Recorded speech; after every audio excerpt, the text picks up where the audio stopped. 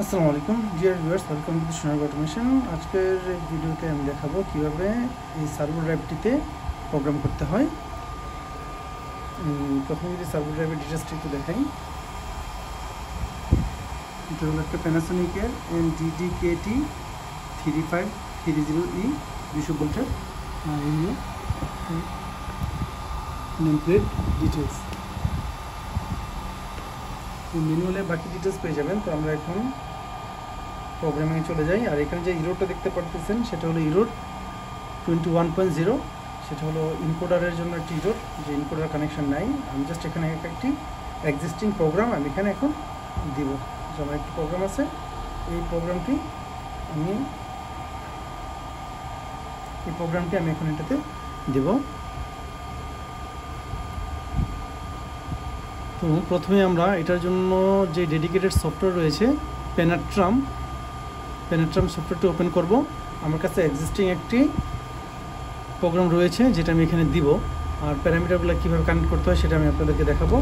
তো এই হলো আমাদের যে কানেক্টর ইউএসবি কেবল, যেটা আমরা এখানে X1 টার্মিনালে কানেক্ট করে দিব। আর এখানে রয়েছে আরেকটি, যেটা ইউএসবি, এটা আমরা ল্যাপটপে কানেক্ট করে দেবো। তো এখন আমরা যে কানেক্ট করার সাথে সাথে আপনারা দেখতে পাচ্ছেন যে আমার যেই ল্যাপটপটি রয়েছে এখানে সফটওয়্যারটি চলে আসছে, মানে ড্রাইভটি কানেক্ট হয়ে গেছে যে MDDK2T3530E। তো আমরা এখন এটাকে আপডেটে ক্লিক করব। আপডেটে ক্লিক করার পর আমরা ওকে দিয়ে দেবো। তার মানে আমাদের এখন ল্যাপটপের সাথে ড্রাইভটির কমিউনিকেশন হয়ে গেছে। ঠিক আছে, তো আমরা এখন প্যারামিটারে ক্লিক করব। প্যারামিটার থেকে আমরা একটা জিনিস দেখতে পারবো, সেটা হলো আমরা যদি ড্রাইভ থেকে কোনো প্যারামিটার রিড করতে চাই তাহলে রিড আউট ফ্রম ড্রাইভ, এখানে ক্লিক করে আমরা ওকে দেব। তাহলে যে প্যারামিটারটি ড্রাইভে আছে সেটা আমাদের কাছে চলে আসবে, যেখানে প্যারামিটার চলে আসছে। আর এইখানে দেখেন আমরা এখানে ফুল প্যারামিটার দেখতে পারবো, close loop, torque control, velocity control আলাদা আলাদা রয়েছে। আমরা যদি ফুল প্যারামিটার দেখতে চাই তাই আমরা এখান থেকে ফুল প্যারামিটার লিস্টে চলে যেতে পারবো। তো এখানে আলাদা আলাদাভাবে স্পেশাল প্যারামিটার, সব প্যারামিটার এখানে লিস্ট রয়েছে। আমরা এখান থেকে চাইলেই 1-2 করে পরিবর্তন করতে পারবো, ইনক্রিজ ডিক্রিজ করে পরিবর্তন করতে পারবো। এখান থেকে এটা পরিবর্তন করতে পারবো। তাহলে আমাদের প্যারামিটারটা হলো কোথায়, এই যে এখানে যে প্যারামিটার লিস্ট আছে এখান থেকে আমরা দেখতে পারবো। ঠিক আছে, আমরা এটা একটু কেটে দেবো কারণ আমরা এই প্যারামিটারটা ইউজ করব না। আমরা নতুন করে প্যারামিটার নিব, যেটা আমাদের এক্সিস্টিং প্যারামিটার আছে আমরা ওই প্যারামিটারটা নিব। তো আমরা এটা কেটে দিলাম। তো আমাদের কাছে যে প্যারামিটার আছে এই প্যারামিটারটা এখন দেখেন এখানে লেখা আছে রিড ফ্রম দি ফাইল। আমি রিড ফ্রম দি ফাইলে ক্লিক করব এবং ওকে ক্লিক করব।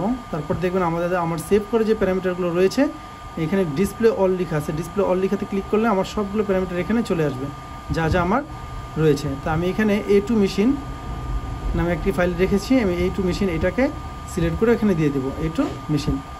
ঠিক আছে, ওকে।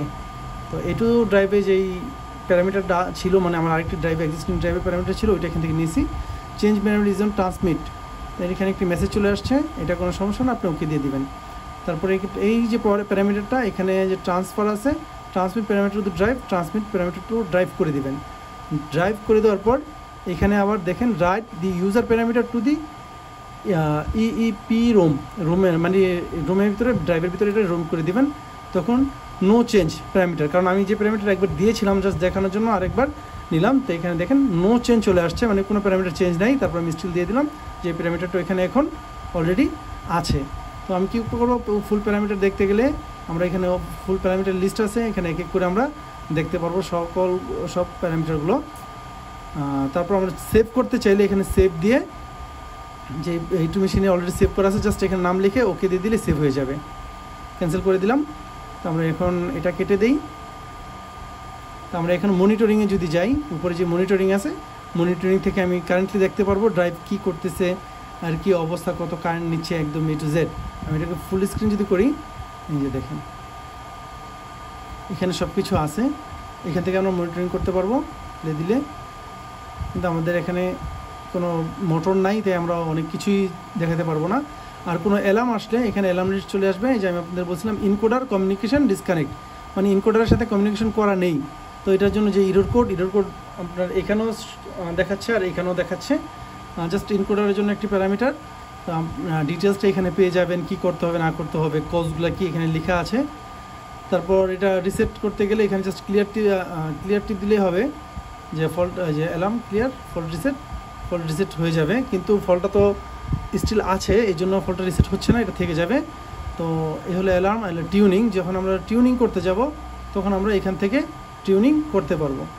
যে আমরা এখানে টিউনিংয়ে ক্লিক করার পর আমাদের এই ডিসপ্লে চলে আসছে, আমরা এখান থেকে টিউনিং করতে পারবো, কী রকম আমরা টিউনিং চাই সেই অনুযায়ী টিউনিং করতে পারবো। তারপরে এখানে দেখেন ওয়েব গ্রাফিক্স, আমরা ওয়েব গ্রাফিক্সে যে আমরা এখানে অ্যাকচুয়াল স্পিড, পজিশন আরও যা যা আছে ওগুলো সব এখান থেকে দেখতে পারবো।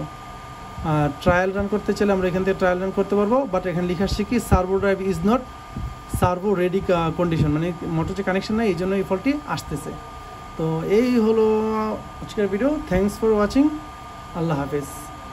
আমি এখন প্রোগ্রামটি কেটে দেই। ওকে, আমার এটার ভিতরে প্রোগ্রাম অলরেডি চলে আসে। আল্লাহ হাফেজ।